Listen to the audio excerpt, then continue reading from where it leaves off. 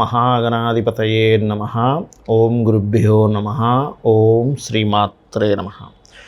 పరమేశ్వర స్వరూపమైనటువంటి జ్యోతిష, వాస్తు మరియు ఇతర అనేకమైనటువంటి శాస్త్రములను మనకు అందించినటువంటి మహర్షులకి నమస్కారం.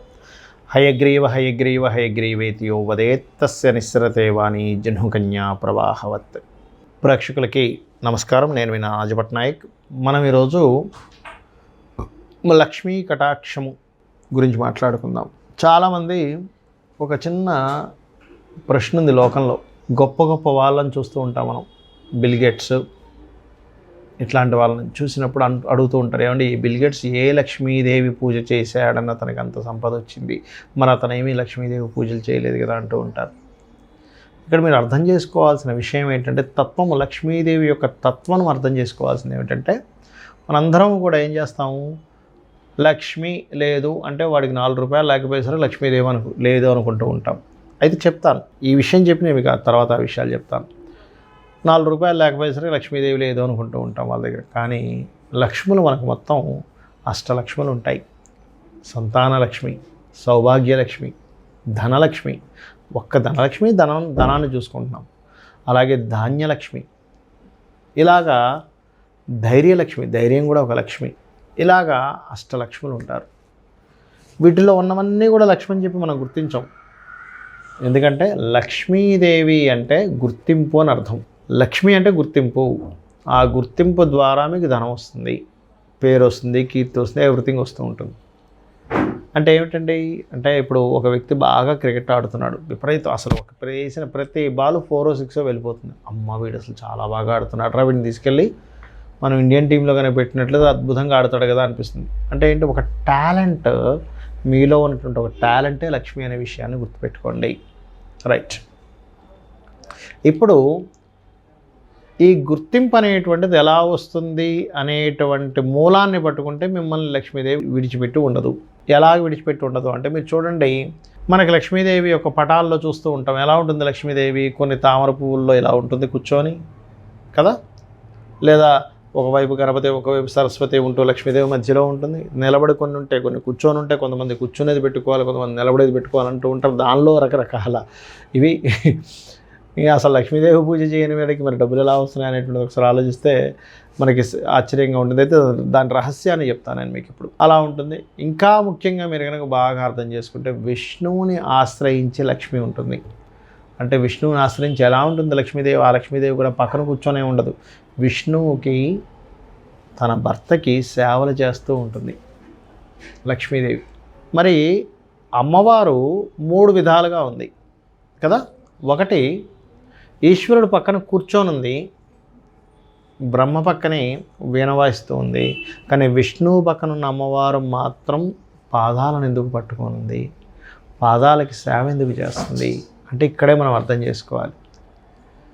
ఈ యొక్క లక్ష్మీదేవి ఎవరిని ఆశ్రయించిందంటే విష్ణువుని ఆశ్రయించింది.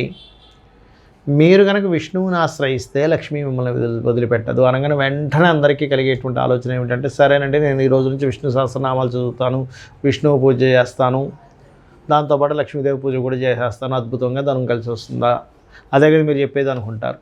కానీ అది కాదు. మీరు బాగా అర్థం చేసుకోండి. విష్ణువు అంటే స్థితి, సరైనటువంటి నిర్ణయము. విష్ణువు అంటే ఆలోచన, విష్ణువు అంటే సరైన నిర్ణయం, విష్ణువు అంటే స్థితికారకుడు, ప్రజెంట్ అన్నమాట, ప్రస్తుతము. లక్ష్మి ఎప్పుడూ కూడా మీరు ప్రస్తుతం చేసేటువంటి సరైనటువంటి పనితో సంబంధం కలిగి ఉంటుంది. అంటే ఎలాగండి అంటే, ఇక్కడ మీరు బాగా అర్థం చేసుకోండి. మీరు చూడండి, సరైన నిర్ణయం తీసుకున్నాం ఈరోజు, అది రేపటికి మంచి ఫలితం ఇస్తుంది. సరైన విత్తనం నాటాము ఈరోజు, మంచి మొక్కగా మారుతుంది, మంచి వృక్షంగా మారుతుంది, సరైనటువంటి ఫలితాలు ఇస్తుంది. ఇప్పుడు సరైనటువంటి నిర్ణయం తీసుకోలేదు, నాసిరకం విత్తనం ఏదో వేసాం, అది సరైనటువంటి ఫలితాలు ఇవ్వదు. సరైనటువంటి మాట ఈరోజు మనం మాట్లాడలేదు, ఒక వ్యక్తితో ఏదో పిచ్చిగా ఏదో మాట మాట్లాడేసాం, అది తర్వాత రిజల్ట్ బ్యాడ్గా ఇస్తుంది. సరైన మాట మాట్లాడాం, మంచి రిజల్ట్ ఇస్తుంది. సరైనటువంటి సిమెంట్ వాడాం, ఫ్యూచర్లో అది సరిగ్గా ఉంటుంది. అంటే ఏమిటి, ప్రస్తుతం మీరు చేసేటువంటి సరైనటువంటి పనే మీకు లక్ష్మీదేవిని కలిగింపజేస్తుంది. ఎక్కడో ఆలోచిస్తూ డ్రైవింగ్ చేస్తున్నాం, డ్రైవింగ్ మీద కాన్సన్ట్రేషన్ చేయకుండా, అంటే ఇక్కడ ఉండకుండా, స్థితిలో ఉండకుండా ఎక్కడో ఉంది మీ ఆలోచన, ఏమవుతుందంటే తీసుకెళ్ళి దేనికో గుద్దేస్తాం. దానివల్ల ఏమైంది, కారు డ్యామేజో లేదా బైక్ డ్యామేజో అయింది, నష్టపరిహారం కట్టాల్సి వస్తూ ఉంటుంది. కారుకి డ్యామేజ్ అయితే దానికి రిపేర్ చేసుకోవాలి. అంటే ఏంటి, అక్కడ మీరు కొంత కోల్పోయారుగా. అంటే ఏమిటి, మీరు గనక స్థితిలో ఉన్నట్లయితే మీతో లక్ష్మి ఎప్పుడూ ఉంటుంది. మీరు స్థితి నుంచి పక్కకు పోయారు అంటే మీకు లక్ష్మీదేవి దూరం అవుతుంది. బాగా అర్థం చేసుకోండి. ఇది ఒక్క విషయంలోని కాదు, ప్రతి విషయంలోని. మీకు మంచి మంచి బిజినెస్ పీపుల్ అంతా కూడా చేసేది ఏమిటంటే, కేవలం బిల్ గేట్స్ అనే కాదు, గొప్ప గొప్ప బిజినెస్ పీపుల్ అందరూ చేసేది ఏమిటంటే, ధనాన్ని కానీ గుర్తింపుని కానీ వాళ్ళు లాజికల్గా ఆలోచించడం మొదలుపెట్టారు. అలా నేను లక్ష్మీదేవి పూజ చేయడం తప్పను అనట్లేదు. లక్ష్మీదేవి పూజ చేయాలి. ఎందుకు చేయాలి, డబ్బులు రావడం కోసం అని కాదు.